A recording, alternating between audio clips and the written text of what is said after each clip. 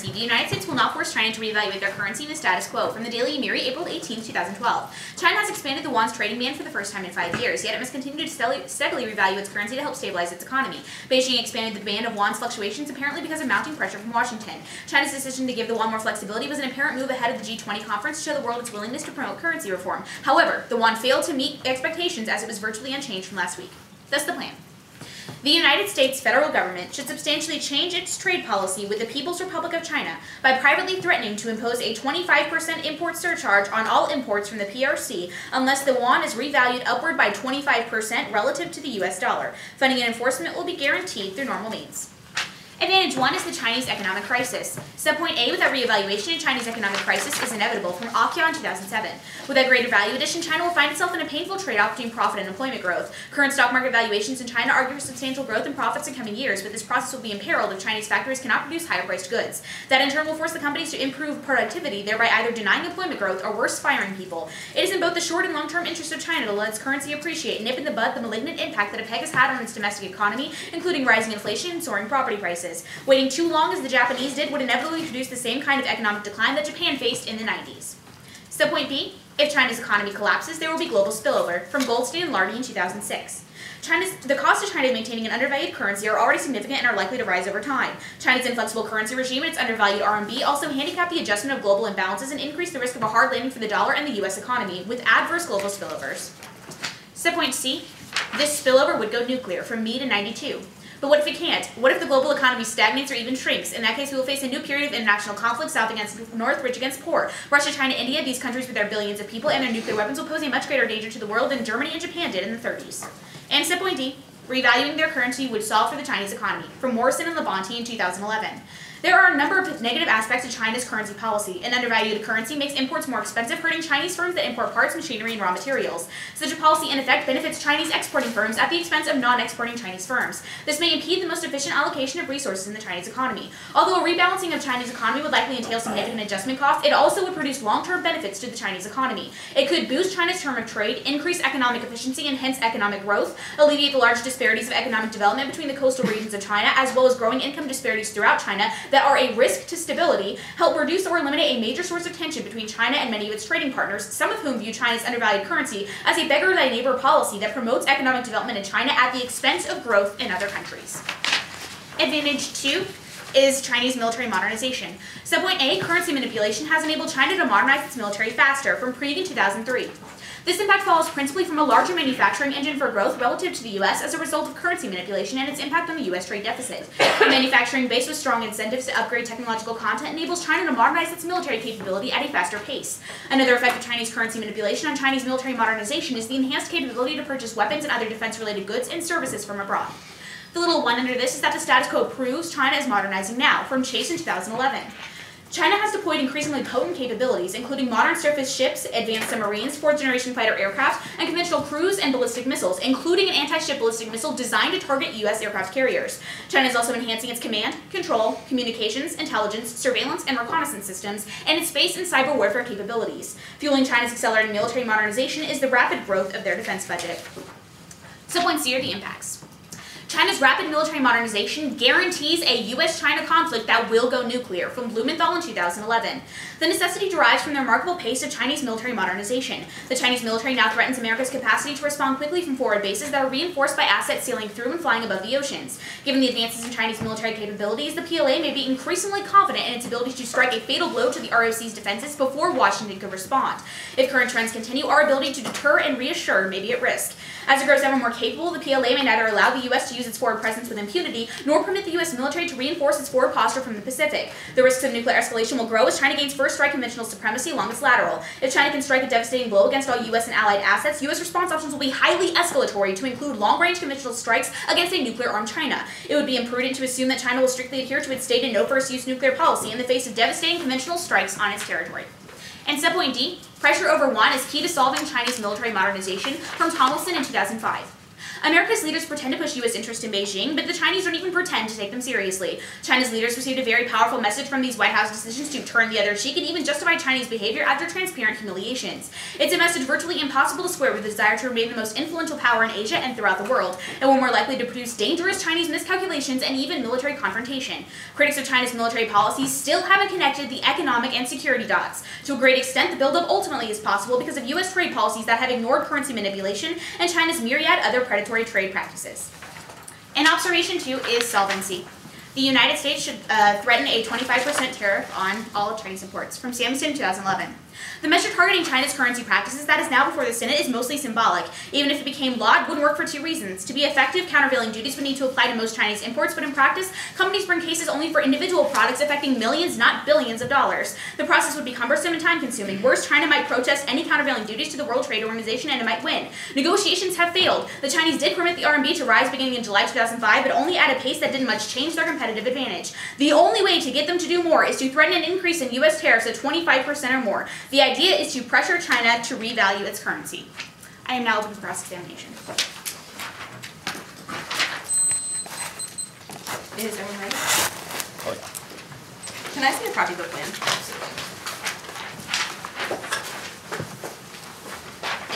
How long would the U.S. wait for China to revalue its currency before it imposed this tariff? I'm going to argue that, like, I'll defend immediacy, right? So, like, as soon as So we don't wait at all. We acquiesce. just automatically put the tariff on? No. We threaten, and then they'll acquiesce immediately, and then we would have to institute the tariff. Do you read any evidence that indicates how China would respond to this threat? Yes. The solvency evidence for advantages as well as the solvency in observation 2 say that a threat will work. Okay, but your evidence is indicative of a world where we have already imposed the tariff, not the initial threat that the U.S. has. Do you read any evidence? It's predicated on the threat. Okay, can I see that evidence? You don't have it. I don't think I do. All right. Why haven't current U.S. currency revaluation attempts worked in the status quo? They haven't revalued enough. What is enough? Enough is upwards 25% relative to the U.S. dollar. Okay, how much has China revalued in the status quo? I think my inherency card says that they've revalued 1% or something. Okay, so how long would it take them to revalue by 25%? It's not a matter of it taking time, it's a matter of them not being willing to do it. Okay, but you indicate that they would acquiesce immediately, yes. But it's taken them a decade to change like 1%. Because they haven't wanted to revalue this much. Okay, so is your threat of tariffs based on them achieving a 25% revaluation or just an indication that they would revalue? The threat would work, and I don't know if that's what you're asking or not. Okay, you indicate that China would acquiesce immediately to the affirmative plan. My question is, what does acquiesce mean? Does it mean that China has immediately revalued its currency by 25%? Or does it mean that, okay, so you're indicating that like tomorrow, China will revalue its currency by 25% even though they haven't revalued by a 0.5% in the past 10 years? That is what I'll defend. Okay. Let's talk about your impacts. Sure. You talk about how China's military is modernizing in the status quo. What is the brink before we see nuclear conflict? The 2011 evidence indicates that China is testing the U.S. in the region right now, so I'm going to argue the brink is pretty quick. Okay, when do we transition from a conventional war to a nuclear war? The argument is that if U.S. were to attack China on its territory, then China would respond with nuclear weapons. And that would happen if China were to actually engage in conflict with the U.S. in the region. Okay, so why would the U.S. engage in conflict with China? If China did first. I believe the specific Okay, but you indicate that this has already happened, that the U.S. and China are already sort of having this nitpicky war with conventional weapons in the status quo. No. They're testing. So like it's very tense in the region, but they haven't actually started attacking. The specific scenario but in you're the indicating that miraculously tomorrow they will have an advanced enough military to like launch a nuclear attack on the United States? Oh, no. Well, they already have the ability to have a nuclear attack on the U.S., first of all. But second, if we were to engage in conflict in the area, then they would use nuclear weapons. Okay, I'm going to take like 30 seconds, bro. Cool.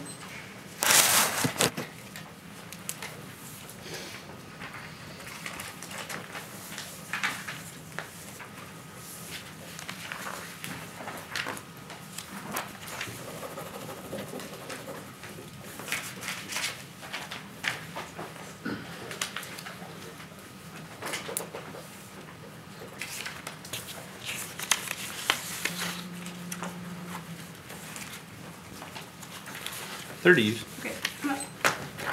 The order is going to be 2 off, solvency, econ, military modernization.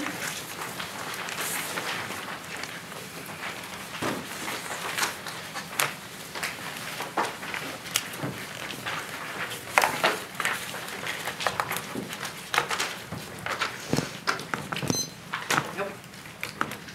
Is everyone ready? The A subpoint is the interpretation. The affirmative is required to make a clear change in U.S. trade policy in the plan text of the 1AC. The B subpoint is violation is twofold. The A subpoint, the plan text merely threatens China to participate from Oxford English Dictionary in 2012, threatened to state one's intention to take hostile action against someone in retribution for something done or not done. U.S. action then, as well as solvency for the case, is predicated on how China responds to the threat. She concedes this cross-examination. The B subpoint is that this threat does not alter U.S. policy with China from Oxford English Dictionary in 2012. Change is an act through which something becomes different. And the U.S. is already pressuring China to revalue from Matakani on April 15th.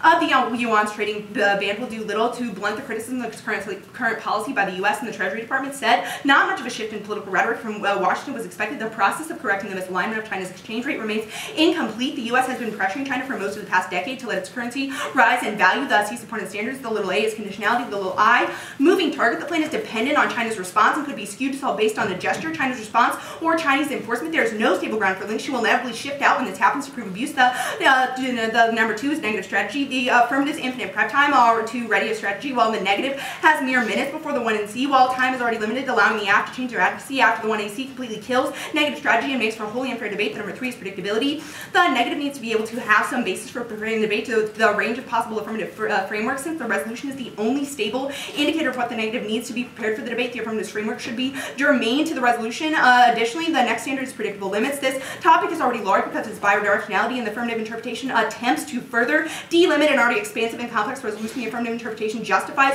reaffirmations of the status quo in addition to the already broad affirmative ground. The C subpoint's ground my interpretation necessarily balances the ground between affirmative and negative so that there can be a substantive clashing debate. There is no ground to be had when the app sides stands on a different island than the resolution with equal predictable ground. We would have a substantive debate instead of having a procedural one. The D subpoint is education. The affirmative wrote their plan text with the attempt not to link to arguments about tariffs, but ignores the debate on how China will respond to the pressure. She presumes that China is responding positively, but reads no evidence on this fact, effectively fiating through solvency. This limits any possibility for in-depth discussion or debate that surrounds a real-world interaction between the U.S. and China policy and the plan implementation. The fact that she asserts that China would revalue its currency by 25% tomorrow is absolutely ridiculous. This is not real-world, and you should object because this is not an educational discussion of how the resolution operates. There's also no reason why China would respond to the affirmative plan in the way that she indicates through solvency. The D subpoint of the vote is little a. NFA rules specify the topicalities voting issue. The little b is competitive equity. Failure to confine the affirmative to the balance of the resolution would culminate in a world where the affirmative defends unpredictable and undebatable plan text. The educational value of debate is premised on the contestation of ideas and forcing a predictable pool of affirmatives for which to pair is necessary to facilitate this cooperative learning process. The C subpoint is in-round abuse. Don't let her presume the threat and argue that her case is that the tariff isn't needed or never placed. If she can't read any evidence to prove a warranted story that China would respond to the specific plan text in revaluing the yuan by 25%, then she has proven this position true. The next off. The A subpoint is uniqueness. The CCP is struggling to retain credibility now in the aftermath of recent political scandals. From Gorman, April 13th, U.S. officials are closely watching the scandal in China engulfing vote July as a key test of the Chinese Communist Party's ability to maintain credibility within the Chinese public. They are monitoring it intently because it's potentially telling implications for the Chinese power structure and for whether China will pursue the changes needed in coming years to maintain its economic strength. Chinese leadership is becoming more insular to focus on self-preservation, rather reducing the chance it will soon be open for political and economic reform the U.S. would like to see. In the event of spike in tensions, Chinese leaders will feel as if they have more limited options, adding up to a harder line that asserts Chinese sovereignty. The B subpoint is linked on the CCP to handle this issue independent of U.S. intervention in the status quo. It's critical to maintaining the party's credibility. From Gorman, April 13th. The Chinese leaders appear to be making a more intense push than expected to isolate Mr. Boyos. Officials see this effort as an attempt to prevent the scandal from tainting the rest of the party's elites. How the party handles the investigation will be the key to the party retaining credibility after being rocked by China's biggest political scandal in decades. The C subpoint of the impacts collapse of the CCP due to loss in credibility will lead to the implosion of the Chinese economy, rapid impoverishment of millions, and destroy the value of life for its people. From Mahbubani in 2005. The real effect of the collapse of the Chinese Communist Party is the Soviet rule. Few Americans notice the implosion of the Western economy, rapid impoverishment of millions, and the remarkable deterioration of the key indicators of social and economic well-being, including life expectancy and infant morality. The Chinese leaders and people witnessed both the destruction of Soviet power and the more quick collapse of the Soviet state and the anarchy that was experienced by the poorer classes. These Chinese leaders shuddered at the prospect of this happening in China. The greatest danger that Chinese political thinkers have warned against has always been chaos. Case, solvency. China is already revaluing their currency themselves now, but will do it on their own time frame from the Washington Post on April 18th. A series of steps by China in recent weeks is encouraging U.S. officials that Beijing has proceeded with changes to its currency and other financial policies that the two countries have long disputed. Chinese leaders have moved to free up trading of their currency to renminbi. The cumulative effect on what China has done is very significant and very promising, and revaluation has zero effect. We end up trading at the exact same level here. The economics behind it proves that there's no time frame for her impact on econ from Petal Act in 2005. The increased price of imports from China will cause the dollar's exchange rate vis-a-vis the yuan to be depreciated level. This effect is countered by the leverage shift of the AA curve. In the long run, the employment level will be a return to full employment. Additionally, recent Obama administration efforts to pressure currency revaluation has followed this failed logic of trade reform and proves that this unilateral action by the Obama administration will fail from Richmond to Richmond 2012. Throughout 2011, President Obama was urging the People's Bank of China let the Chinese yuan rise slightly versus the dollar. It didn't change the yuan enough to bring the U.S.-China trade towards balance, but at least China was appearing to move in the right direction. Since March 1st, however, China has actually been reducing the price at which the Chinese yuan is in exchange for the American dollar. This course reversal by the Chinese government marks the complete and utter failure of Obama's trade policy, which has already been reeling from one mistake after another. This also proves that her argument that China would immediately acquiesce is fundamentally untrue. Even if we see an initial increase in the value of the yuan post-plan, it would also decrease and fluctuate, meaning that there's no predictable point at which we can pose the tariffs, which proves my procedural argument true. And on econ, forcing China to revalue its currency would devastate the U.S. and world economy from Cadillac in 2011. Pressuring centrality increase the value of yuan relative to the dollar will make Americans poorer relative to Chinese. The theory is seductive but wrong. This theory has failed miserably ever since President Nixon broke the dollar's link to the gold. To the extent we have to spend more on imported goods, we have less money to spend on domestically produced goods and services. You can't make the Americans richer by making our paycheck savings worth less. And currency revaluation will render the Chinese banking system unstable. From Cherubim in 2007, the banks of China, predominantly state-owned, and are often called upon to make low-interest loans to other state-owned enterprises without regard to typical lending requirements. Given current status of the banking system, Chinese officials doubt that it would be able to effectively deal with the speculative pressures that could occur with a floating exchange rate. Even the U.S.-China ESRC, a group that has staunchly advocated confronting China over its currency practices, has recognized that the serious and potentially crippling problems threaten the financial system in China and render it vulnerable to excessive volatility and collapse. And on military, converting anti-China rhetoric into actual policy action ensures an all-out war between the U.S. and China. This is the only way in which our impacts would happen. From March 2011, Obama gave verbal support to the anti-Chinese campaign system, escalating from verbal brickbats to the direct action against China would undermine the global trading system, exacerbate world economic and financial crisis. If such legislation were adopted, trade war with China would do nothing to reverse the decline of American manufacturing and the living standards of American workers.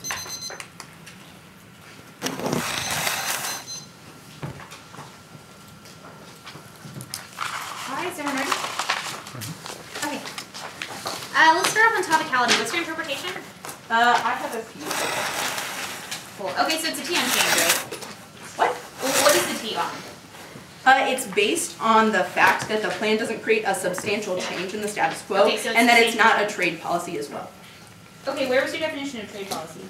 I contend that because that you don't alter the way that U.S. does its policy action with China, and the fact that this is our policy action now, there's no change in the trade policy that happens.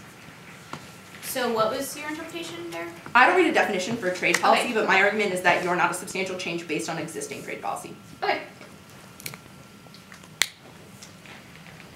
Alright, so let's look at the new standards. Okay, the first is that it makes the plan text conditional and it makes me a moving target, right? Yep. Okay, and that's just because I can spike out of any of your arguments? Is that the argument there? No, the argument is that the entirety of the affirmative plan is predicated on China's response to the affirmative, which you don't get to fiat through in order to get access to solvency or your advantages. My argument is that by claiming that China would immediately acquiesce and increase the value of its currency by 25%, tomorrow or as soon as you vote for the affirmative plan, then there's absolutely zero predictability for how your advantages function, and none of your evidence is indicative of China's response. Okay, does plan text mandate Chinese cooperation? No, but all of your advantages are predicated on China's response. Okay, then let's talk about the disadvantage. Alright, the disadvantage is talking about the instability of, can I actually see a copy of it too? Yep. Cool. Alright, so it's talking about the instability of the party after plan. No, my argument is that the party is unstable now, but is trying to regain credibility in the aftermath of the political scandals surrounding Boji Lai. My argument is that the perception and the action of U.S. intervention in Chinese policy in this instance destroys CCP credibility and destroys any hope of economic reform. Okay, and doesn't the U.S. intervene all the time? Not in this instance. In fact, my evidence specifically says that U.S. policymakers have made the decision not to intervene in this instance because they realize it would not be good for U.S. interests. Okay, so the U.S. hasn't been pressuring China to revalue? Sure, but my argument is that because China has let its yuan increase in value in recent weeks, the U.S. policymakers have backed off. Okay. Then let's talk about advantage 1. Alright. No, I actually want to talk about advantage 2. Okay, so you're talking about the anti-Chinese rhetoric is going to ensure a war? No, my argument is that whenever we transition into the an anti-China policy in this specific instance by forcing them to revalue, that's where we see the war. So we don't have any anti-Chinese policies? I would contend that in this specific instance we haven't transitioned to a concrete anti-China, forcing them to revalue right now. Okay. So let's talk about advantage 1. Okay. Alright. Argument on advantage 1 is that it's going to tank the U.S. economy. Yes? Yes, but I also read arguments as to why it would disrupt Chinese financial banking system as well. Thank you. I also read these cards too, if you want them. I probably will. And then here's the card. Thanks, man. I'll call every 30. Thank you. How'd you know I want to prep time? Crazy.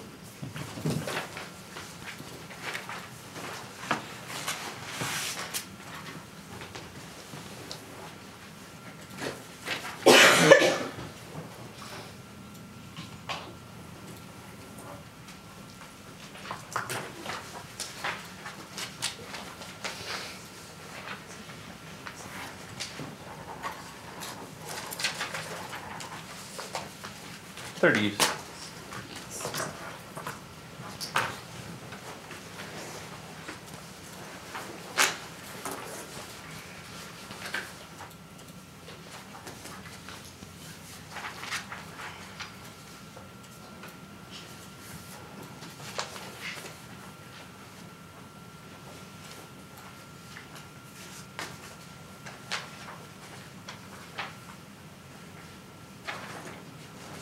One.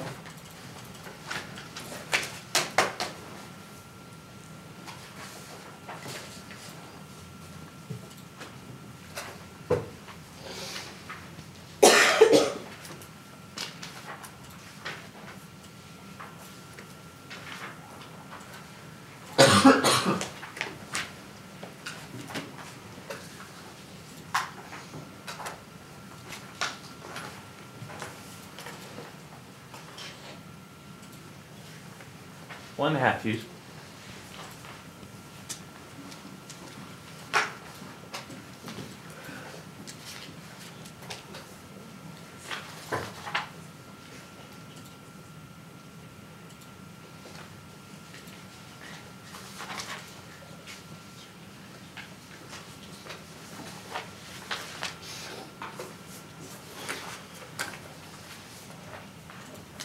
Two.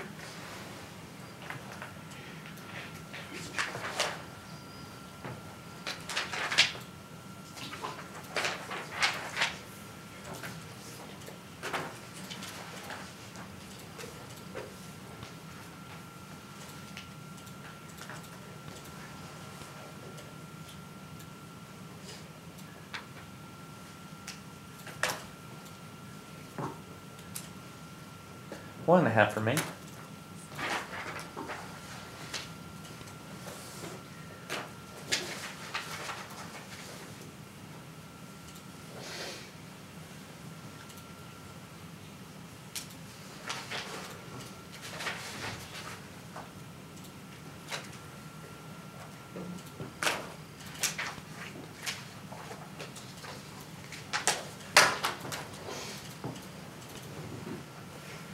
One.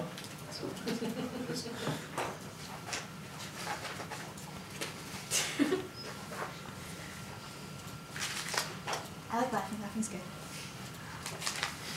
All right.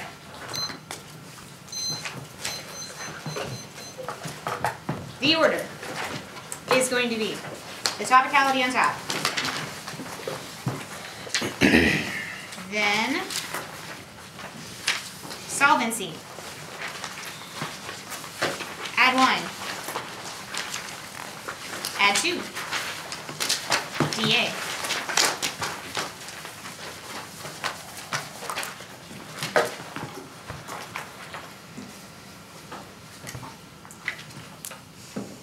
All right.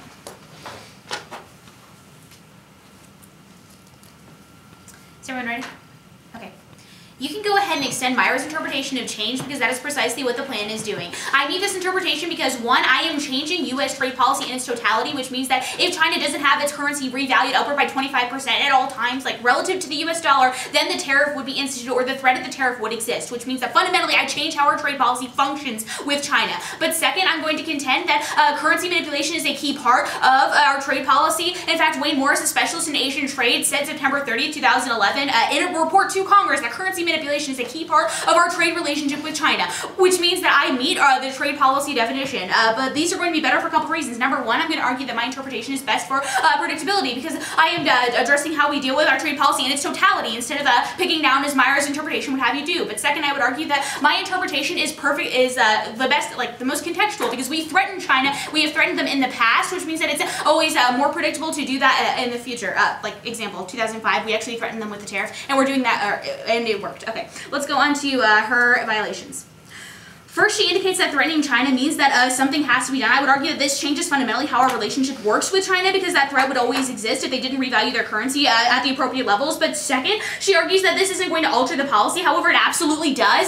This is solvency mitigation at best, this topicality, because that's literally what it's talking about. She's arguing that I'm trying to fiat through my solvency. No, she concedes that I don't fiat through Chinese cooperation, which means that my solvency is the only thing that has to prove that China will cooperate, and it does. But next, she says that we're already threatening them via evidence. We are not threatening them with a 25% import surcharge on all imports right now, which means that fundamentally I am a difference, like her card never says that, which means that I am a difference in policy. Let's go on to standards. First, she says this makes me a moving target. Absolutely not, when all of my evidence is predicated on the threat of the 25% import surcharge, and that means that I'm not going to be a moving target. But second, I'm not going to spike out of any of her arguments, which means that I'm not going to be a moving target, and that's the only way for you to prove that on that standard. But next, she says this skews the negative strategy. Absolutely not. When she has a disadvantage and she has other arguments predicated on currency manipulation, I don't think that this argument is going to matter at all. But in addition, I would argue that negative strat skew is inevitable at the point where the affirmative does have the advantage to come up with the infinite prep time. Like there's no reason you're going to weigh this against me. Next, she says predictability. You can crossify the predictability standard and the contextuality standard. Predictable limits, again, you can go ahead and crossify that. On ground, she says that there's no substantive ground there. However, I would argue that number one, even having procedural debates is substantive because we are talking about technical issues via the debate world, which means that this is an impossible standard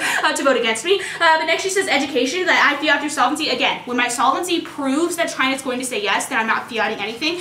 Plan in a vacuum does not fiat Chinese cooperation, which means that you're never going to vote me down here. On the voters, put a counter voter for reasonability. As long as I'm reasonably topical, there's no reason for you to vote here. In addition, she says in-round abuse. However, there hasn't been any, which means you're not going to vote there. Let's go into solvency. Her arguments here can be answered back with my inherency card. So cross-apply the inherency card from the Daily Mirror in 2012, which indicates that China has acquiesced in the past week because of pressure from Washington. However, I would argue that this pressure isn't going to be enough. But she indicates that there's no time frame in the economy and that Obama's already tried to pressure him, but it hasn't worked. However, the threats will work. From allowing China to save face works from English in 2002. When it comes to internal affairs, then ideology apparently predominates, and China seems swayed by world opinion. And yet at the same time, when it comes to international affairs, the Chinese consider image paramount. A whole new concept in U.S.-Chinese relations known as face nationalism has emerged recently. And its thrust is that if China is allowed to look successful in international relations, the country would be more likely to overcome its historical isolationism and continue to work toward improved relations with other countries. Allowing China to save face could be critical to enhancing the country's relationships with other powers around the globe. So China will be more likely to say yes because of the private threats via claim. Alright, let's go on, and you can go ahead and extend Samuelson as well because she never addresses the specific warrants. He indicates that a threat of 25% import tariffs will be enough to make China revalue its currency. When she never addresses this, then that means that should be winning solvency. Let's go on to advantage one. Okay. Here, you can go ahead and extend the entirety of advantage one because she's not really addressing the internal warrants. Her first argument is that it's going to lead to a downturn in the U.S. economy. However, extend that it's actually cross-apply from advantage two, that it's affecting that currency manipulation is affecting U.S. trade deficits, which is affecting the U.S. economy. I would argue that I'm always going to be improving the U.S. economy, but in addition, I would argue that you have to save the Chinese economy first, otherwise that will result in the U.S. economy tanking, which means that you're, my impact is nuclear war, and it's a complete economic meltdown. Her impact doesn't have one, which means you're always going to vote for advantage one. But in addition, she says that this makes banking in China unstable. It's already unstable. Cross-apply the evidence from Alkion 2007, which indicates that we are already seeing the negative impacts of currency manipulation, which means that the only way to make it more stable is to vote for the advantage. So advantage one flips back to the affirmative. On advantage two, she says the anti-Chinese rhetoric is going to, this policy is actually going to lead to war. This is not true. Cross-apply the inherency card, which indicates that pressure from Washington has already forced them to revalue, which means that it's empirically denied that it's going to cause this war. But you can go ahead and extend the entirety of advantage 2 because I think the scenario is simply on my side. She didn't get here with enough time, which means if I have a risk of solving for advantage 2, I solve for everything because this is going to be more important than the disadvantage. Let's go into the disadvantage. Okay, first, this entire link is empirically denied. You can crossify my inherency card from 2012, April 18th, which specifically indicates that we've already forced them to revalue, and it hasn't been an issue with their credibility. But next, I would argue that her C card is it's from 2005. It is not recent enough to get any warrants to these cards, specifically because the party is undergoing leadership transition later this year, which means that they are going to have a completely different dynamic than they have right now, which means she's never going to get access to any of these arguments. But further, I would argue that when she says it leads to an implosion of the Chinese economy. I would argue that this is inevitable in a world of the status quo because we're not solving for the internal problems of currency manipulation. I would argue that that is the root cause of all of their economic instability, which means that the only way to solving for the disadvantage is to vote for the advantage because it literally means we're solving for the internal problems of the entirety of the Chinese economy. Thus, you have no choice but to vote for the affirmative, which solves for advantage 1, solves for the disadvantage, and solves for advantage 2. 330? Yep.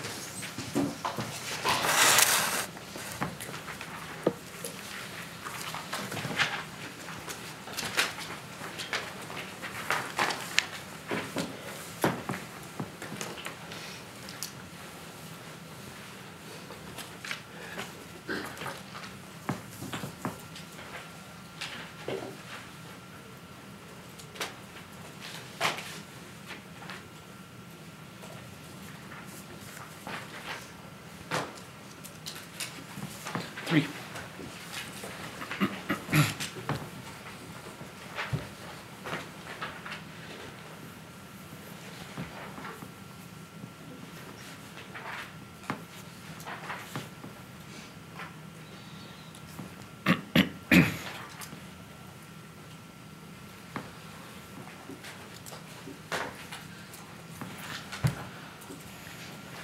Two and a half.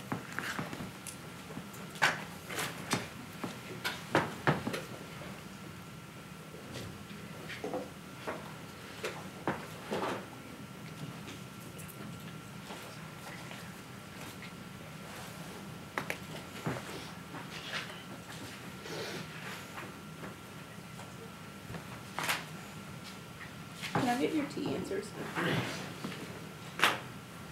I don't have them written out in a block. Okay. 2.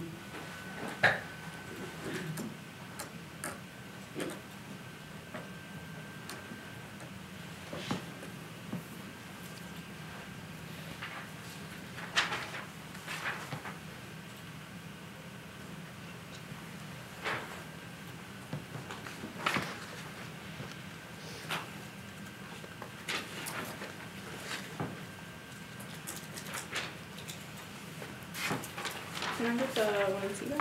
1 and a half. Yeah.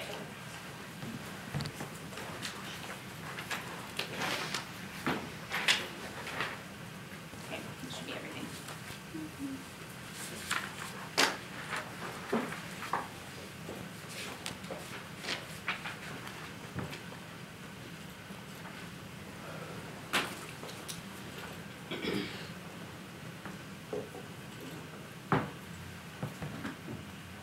One.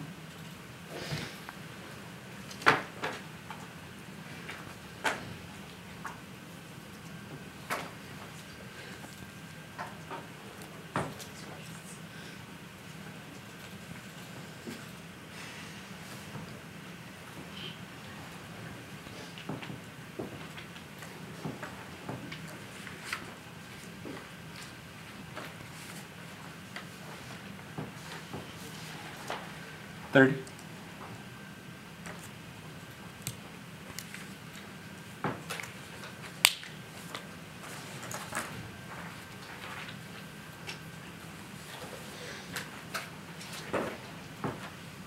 Quarter. Okay.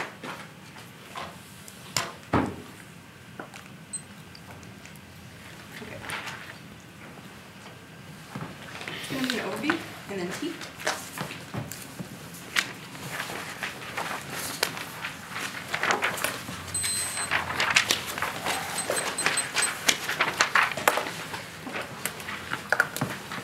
Is everyone ready?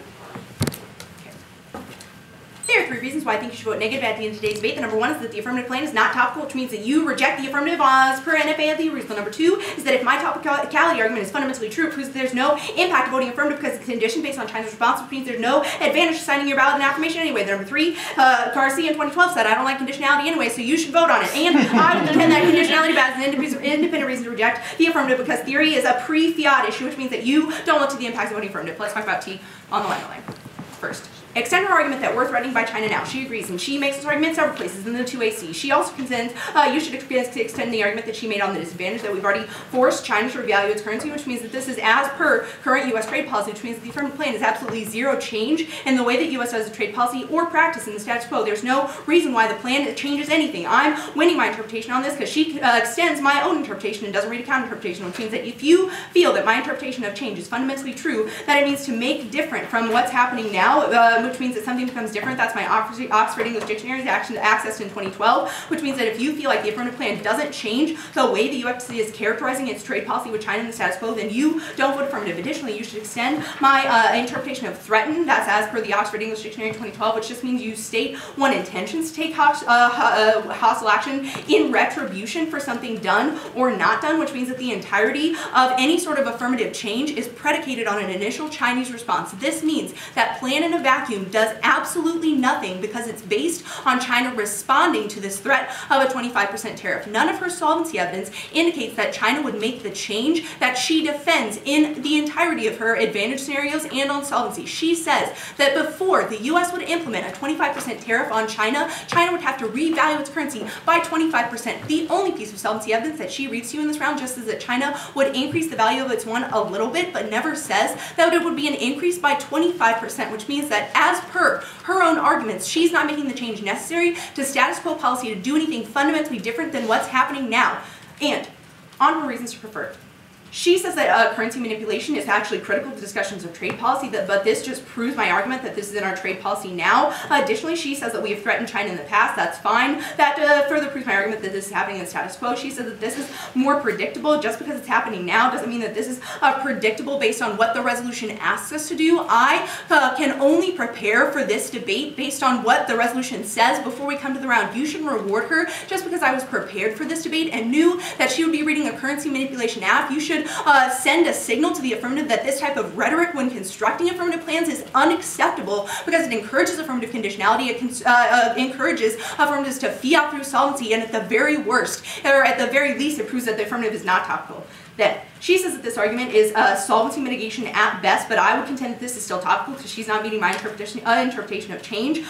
You should prefer my arguments on conditionality because I contend that the plan is conditioned based on Chinese response, which means that as policymakers at the end of the round, we can't evaluate what the affirmative plan actually does because there's no predictable interpretation of how this would function in a world of her impacts. Additionally, I would contend that I'm winning the predictability argument because she's not reading any evidence that says that China would revalue by 25%. Additionally, she says that we're changing the way that we threaten China in the status quo, but even if you feel that this argument is true, there's no reason why China would respond in a different way to this 25% threat. My argument is that because China wouldn't revalue its currency by 25% as per her rhetoric in the cross-text in the 1AC and into the 1AR, there's no reason why this threat is any different than it is in before, and she's not making that argument, so you shouldn't do that work for her. Also, she says that she's not a moving target, but I would contend that because I can't predict how China will respond to the affirmative plan, then we have no way to evaluate her impacts at the very least, but also that we can't contend how the plan would be any different from trade policy that's happening in the status quo. This is bad for policymaking because I think that your job as a policymaker is to adopt a policy that is best for education and that would be unique for solving the harms in the status quo, and I think that the affirmative plan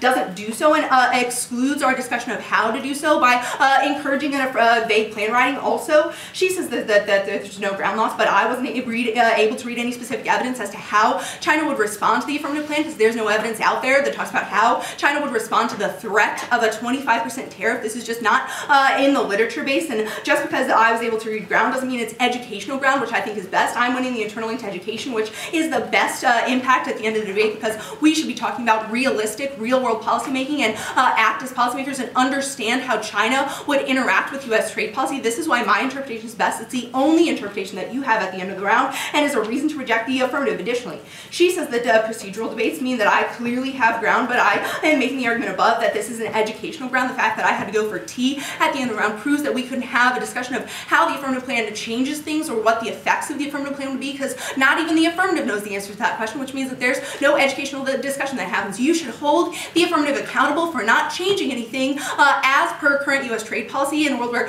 her own rhetoric says that this is happening in U.S. trade policy now and that her evidence just isn't good enough to see that China would respond in any way different than the way that it's happening in the status quo. Then you should reward her on her argument. Also, you should cross-apply the Richmond 2012 evidence that I read to you on solvency debate, which goes conceded, which proves that China, any sort of Chinese revaluation is not as a result of U.S. trade policy and is not a response to U.S. threats, which proves that any sort of change is external to U.S. changes in trade policy. Even if you feel that the affirmative plan does, for some reason, like change the threat of its trade policy, I would contend that China's response wouldn't change because of how the U.S. is characterizing its trade policy. This just fundamentally isn't true.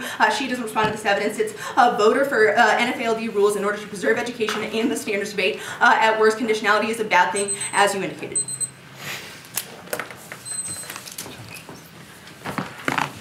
$47. I'll take it. That's good.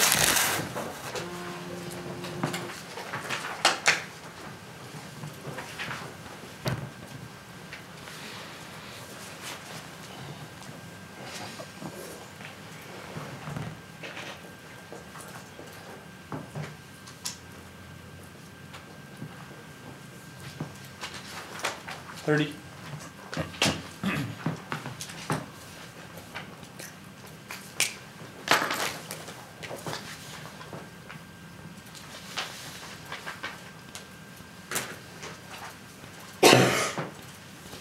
$15.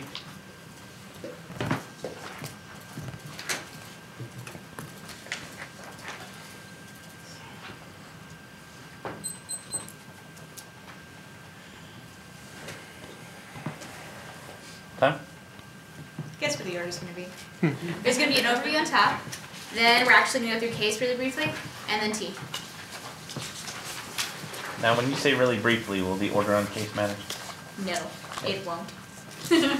Or- Alright, so I'm ready. As an overview, I think you're going to be able to vote for Drury at the end of this speech because I'm getting full access to Advantage 1 and Advantage 2, which means all of the impacts are on my side. And when I prove that I am topical, that means you are voting affirmative 100%. But let's go ahead and go on case. Extend everything. I think I'm getting full access to case, which means you're going to vote there. But in addition, I want you to extend all of my solvency cards. So that's going to be Samuelson in 2010, Tonaldson in 2005, Morrison and Labonte 2011, and English in 2002 that I read in the last rebuttal. Let's go on to T, where this will be very important. Alright, the first thing I want you to do is go ahead and extend what I tell you on the violations level. I tell you that the reason that this isn't going to function is because I am changing fundamentally how our trade policy with China functions. That is, we're going to threaten the 25% import surcharge unless they always have their yuan valued where we want it to be valued. When she never addresses this specific warrant, then I think this gives me full access to being topical. But in addition, I want you to extend where I tell you that this is a complete change because we are not threatening by 25%, or we are not threatening that 25% import surcharge in the status quo, which means it's a complete shift from our current policy with China. That means I am meeting my burden as the affirmative. But next, I think you can go ahead and extend where I tell you that plan in a vacuum does not mandate Chinese cooperation, which means the only actor I am fiating is the United States. Literally, the only reason you would be persuaded to vote for Myra on T is if you believe that I am fiating China. When I am not doing that, that means that I am going to be winning this T flow. But let's take it on the line by line. Her first argument is that this is not predictable based on the resolution, but you can go ahead, or on my predictability, excuse me. You can go ahead and extend my predictability standard where I tell you that it's the most predictable. Next, extend the context standard where I tell you that this is literally what we have done in the past and it has worked, which means it is the most contextual interpretation in this round, which is very important if she's trying to claim education. But next, she indicates that China would have to be the one that actually responds to the threat. My solvency evidence is what gets me there because my solvency evidence says that China will acquiesce to the threat. I would argue that when she has no specific evidence indicating that China is not going to do it, this means you're going to vote for my overwhelming 4 pieces of solvency evidence which go conceded by Myra, which means that I'm going to have the impetus to solve her case. But in addition, she says that this would literally have to be per U.S. trade policy, and that since I'm going for her interpretation, this means that you're not going to vote there. Remember, you can vote for me on topicality because her interpretation does not function the way she wants it to. Literally, the only reason you would vote on T is if I'm fiating China's cooperation and fiating my solvency. When I am not doing this, I am simply fiating that the U.S. threatens China. This is a substantial change from our current trade policy, and my solvency indicates that China would acquiesce to the threat, which gets me 100% of my solvency and gets me everything I need. But I also want you to extend every word, like that solvency indicates that it's going to solve. But on her 2 negative strategy skew, and you can go ahead and extend that this doesn't function in this the way that she needs it to. And on education, the only reason you would vote is if she can prove to you that education didn't occur, but you can go ahead and extend that this is education talking about T right now, which means that this doesn't function. Thus, you have no compelling reason to vote on T, and I urge you to vote for the affirmative from Drury.